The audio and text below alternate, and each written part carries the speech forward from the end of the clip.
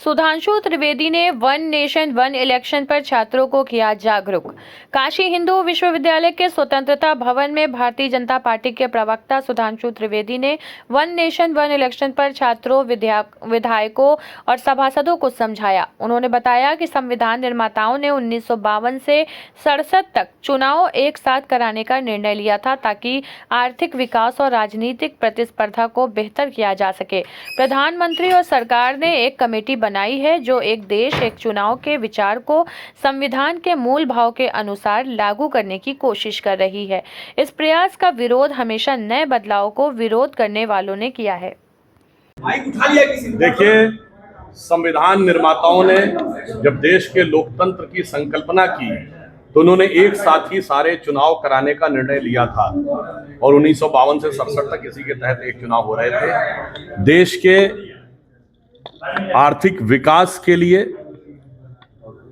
Concentrate होकर काम करने के लिए, देश के आर्थिक संसाधनों का बेहतर समन्वय के लिए, राजनीति के में स्वस्थ प्रतिस्पर्धा और एक दूसरे के प्रति, यानी एक बार सेलेक्ट हो जाए फिर सारे मुख्यमंत्री और प्रधानमंत्री मिलकर काम करें और समाज में सामाजिक समरसता बेहतर रहे ताकि चुनाव का जो एक सरचार्ज एटमॉस्फेयर होता है वो बार बार ना आए। इन सब के लिए ये आवश्यक है और इसीलिए माननीय प्रधानमंत्री जी ने और हमारी सरकार ने कमेटी का गठन किया है और यह कमेटी के गठन के अनुसार एक देश एक चुनाव का जो विचार है ये संविधान के निर्माताओं के मूल भाव के अनुरूप है। और जो लोग इसका विरोध कर रहे हैं उन्होंने हर नए प्रयास का विरोध किया था।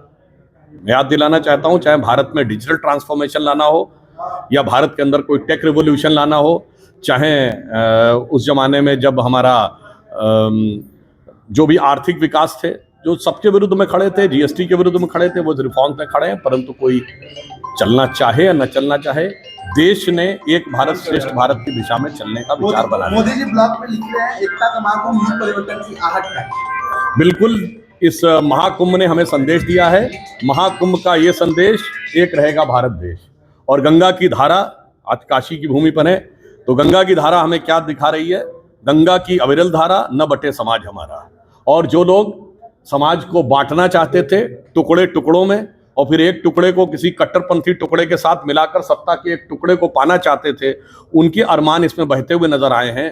तो इसलिए उनकी छटपटाहट और बौखलाहट समझी जाती है। लेकिन करोड़ों लोग गए लेकिन गांधी परिवार नहीं दिखाई दिया। इसके लिए कहा गया सकल पदार्थ है जगमाही, कर्महीन नर पावत नहीं।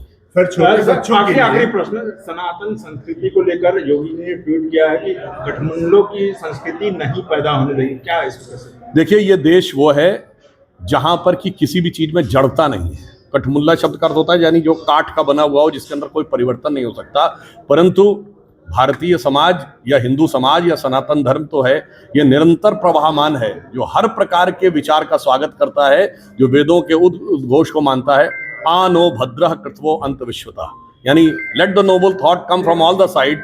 हम किसी का विरोध नहीं करते। तो मुझे लगता है जो आज के युग का जो शाश्वत धर्म है वो हिंदू धर्म और सनातन धर्म उसी दिशा में आगे बढ़ रहे हैं। जो कुंभ का पर्व हमारी धार्मिकता, हमारी सांस्कृतिक एकात्मता, हमारी वैज्ञानिकता और हमारी सामाजिक समरसता का यह प्रतीक था। जिसे एक पंक्ति में कहना चाहूंगा, इस कुंभ ने संदेश दिया है कि जाति प्रांत और वर्ग भेद के भ्रम को दूर भगाता है। सबके मन का भाव एक है, सबकी भारत माता है।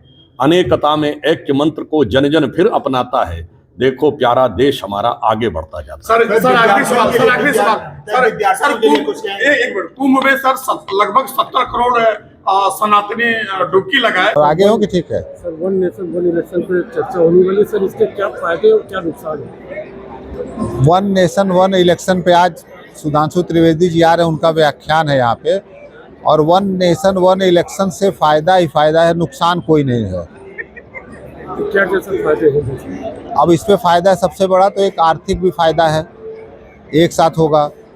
दूसरे एक बेनिफिट इसका सबसे बड़ा ये मिलेगा कि जब अगर पूरे देश में एक साथ इलेक्शन होता है तो जो स्टेट में, जहाँ संभवतः स्टेट और सेंट्रल की दोनों सरकारें सेम बनेंगी, उससे आपस का वैमनस्य खत्म होगा और स्टेट का विकास होगा। एक तो ये भी है।